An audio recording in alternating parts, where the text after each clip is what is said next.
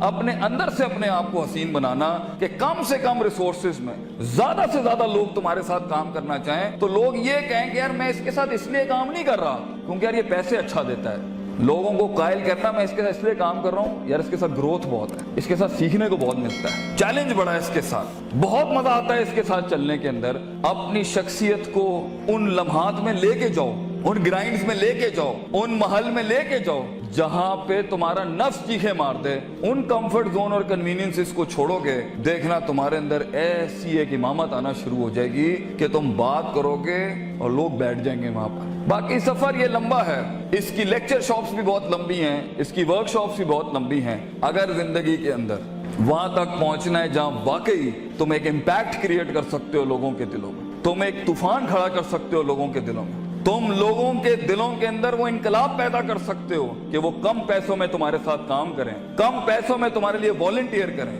چھوٹی سی کمپنی کو پاکستان کے بڑے ریکٹس کے اوپر فائل کرنا اگر تم چاہتے ہو تو سب سے ان اصولوں کے ساتھ زندگی جینا کہ گیا ہوا وقت ہاتھ نہیں آتا. دس از یور ٹائم. فضولیات کے اندر وقت ضائع کرنا ہے, آگے جا کے چھوٹی چھوٹی چیزیں کہاں کام آتی ہیں آپ سوچ نہیں سکتے. کہاں کہاں پر کون سا بیج لگایا ہوا ہے وہ کہاں کہاں پر کیسے جواب دیتا ہے پتہ نہیں ہے. عبداللہ بن مسعود ایک چھوٹا سا بیج تھا آپ صلی اللہ علیہ وسلم کا.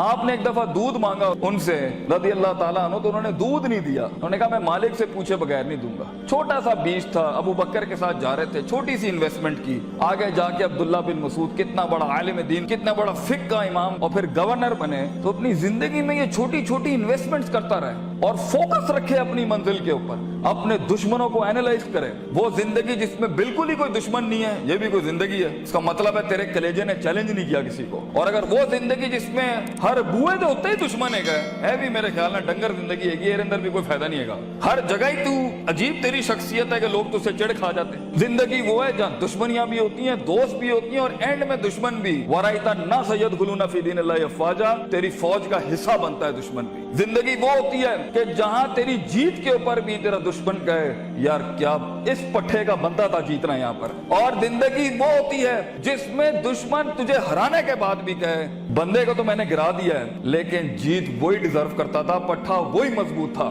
اتنا کہتے ہیں اپنے دشمنوں کو اتنا ہارڈ ٹائم دے کہ ان کی کلیجوں سے چیخ نکل جائے کہ ہم نے واقعی کوئی شیر یا شیر سے ہارے ہیں یا شیر کو ہرایا ہے. دونوں حالت کے اندر شیر کی تعظیم ہوتی ہے, بندے کی تعظیم نہیں ہوتی.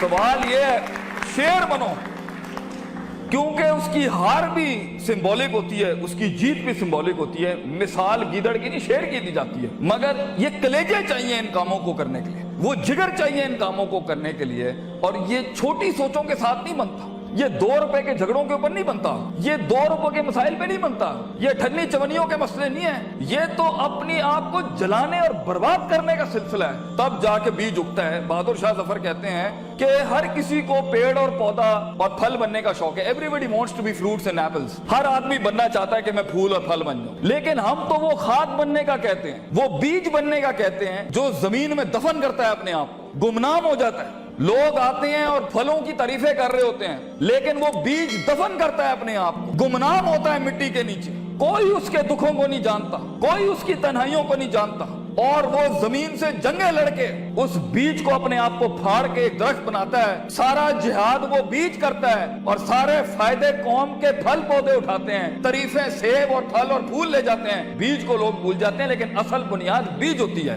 بیج بننا اس امت کا بیٹا, اس قوم کے اپنی ویژن کا, اپنی کمپنی کا, اپنے خاندانوں کا بیج بننا کہ تمہاری بنیادوں کے اوپر نسلیں جمع ہوں, نسلیں کھڑی ہوں, پھل پھول لگیں تمہیں, اور انہی درختوں کو پھل لگتا ہے جن میں عاجزی ہوتی ہے, جو جھکے ہوئے ہوتے ہیں, جو ہمبل ہوتے ہیں, جو اپنی نفس سے آزاد ہو کے قوم کے جمیع تر بینیفٹ کے اوپر اپنے تکبر کی قربانی دیتا ہے, اپنی میں کی قربانی دیتا ہے, اپنی مزاج کی قربانی دیتا ہے, اپنے وقت کی قربانی دیتا ہے, بغیر مفادات کے کھڑا ہوتا ہے, بیماریوں میں لڑتا ہے اپنے خوابوں کے لیے. ایسے لوگ جا کے پھر جا کے کئی پرسنٹ کا چینج آتا ہے, اور یہ کرتے رہنا ہوتا ہے, کرتے رہنا ہوتا ہے اس حد تک کہ آپ کو پتہ بھی نہیں ہوتا کہ آپ کا نام किन किन महफिलों में और किन सितारों और अफलाक के ऊपर चला जाता है, तो ये शोहरत के लिए, लोगों को झुकाने के लिए, किसी को जलील करने के लिए, किसी को थल्ले लगाने के लिए इंसान ख्वाब नहीं देखता। एम्पावरमेंट्स होती है जब इंसान काम करता है अपनी नफ्स से आजाद होके। जो इंसान काम करता है लोगों के लिए काम करता है और अपने लिए भी करता है, लेकिन उसमें आपको इल्मी मसल भी चाहिए और उसमें आपको अमली मसल भी चाहिए, उसमें आपको नीयत भी चाहिए, इरादा भी चाहिए, कसद भी चाहिए, नतीजा भी चाहिए, मुहासबा भी चाहिए, इल्म भी चाहिए, यकीन भी चाहिए, सब्र भी चाहिए, दवाम भी चाहिए, सियासत भी चाहिए। इसलिए अगर आप इसके ऊपर आज काम करना नहीं शुरू करेंगे, कोई मसला नहीं है, 20-15 सालों के बाद जहां भी जिंदगी खड़ी होगी ना, वो फैसला आपका होगा। जो भी इंसान कुछ है ना, अल्लाह पर ब्लेम नहीं करना। ज़हर अल फसादु फिल बर्रि वल बहर बिमा कसबत अयदिन नास। इंसान की जिंदगी जहां भी खड़ी है वो उसका किया है। कई सुनी बात में कोई गलती होगी तो सारी मेरी थी। कोई हक अगर हमने कौम के लिए बयान किया वो कौम का था। अल्लाह ताला आपको एक मायना जिंदगी अता फरमाए, एक कामयाब लीडर बनाए।